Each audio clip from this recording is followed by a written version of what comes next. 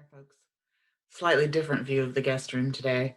Um, anyway, I hope you're able to keep your spirits up today. I know that things are tough for all of us right now and tough in different ways for each of us.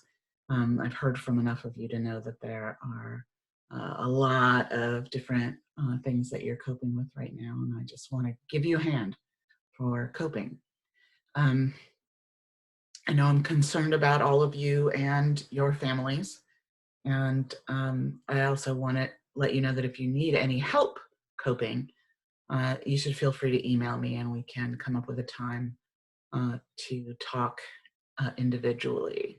I also want to let you know that I'm still working on the technology for a kind of group video call, like an open drop-in office hour. I'm pretty sure Blackboard will allow me to do something like that, but I haven't had a chance to figure out how to do it.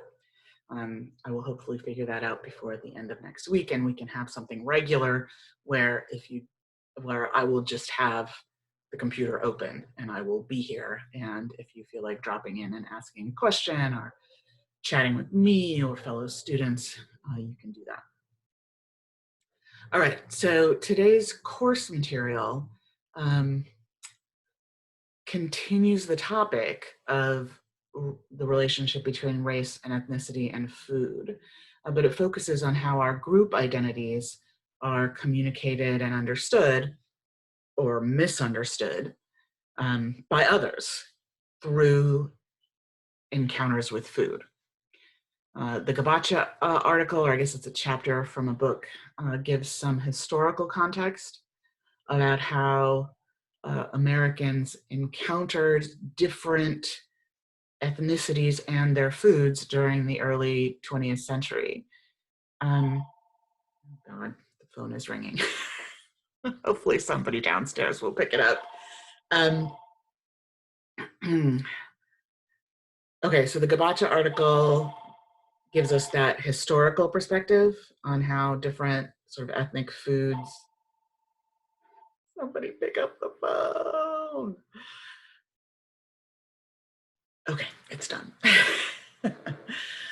Anyway, how did Americans sort of first begin encountering different ethnicities through their foods in the early 20th century? And then the Gaitan article about Mexican restaurants shows how these kinds of dining encounters with ethnic foods in restaurants continue to shape Americans' understandings of ethnic group culture in the 21st century.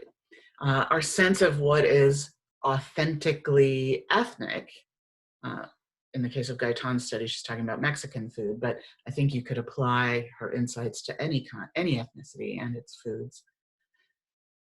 Our sense of what's authentically ethnic is socially constructed. So it's a negotiation between what is truly authentic, which may look exotic and strange through mainstream American eyes. And then, so it's a negotiation between that and what is comforting and familiar, which may be quite inauthentic, but it is comforting and familiar to American eyes.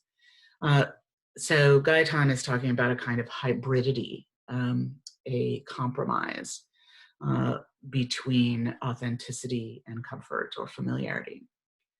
And this hybridity has real world implications for the relationships between different groups, especially between groups with differing levels of social power.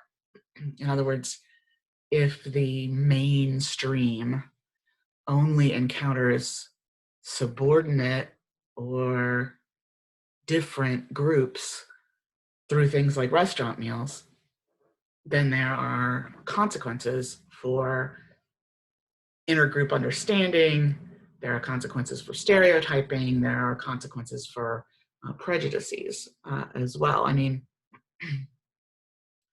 what if the only thing non-Mexican Americans knew about Mexican culture and identity came from eating at Taco Bell. That would be a problem, wouldn't it? Now multiply that problem by every ethnic group in the United States and imagine the misunderstandings and the stereotypes that might abound, that do abound. Okay, so that's it for me today. I will continue to work on first coming up with a open drop-in video chat situation. Second, clearing my grading backlog. Third, composing the next assignment. That's the food journal analysis assignment that I need to get to you soon. You all continue to try your best, whatever that looks like right now, and take good care of yourselves, okay? Hang in there, Huskies.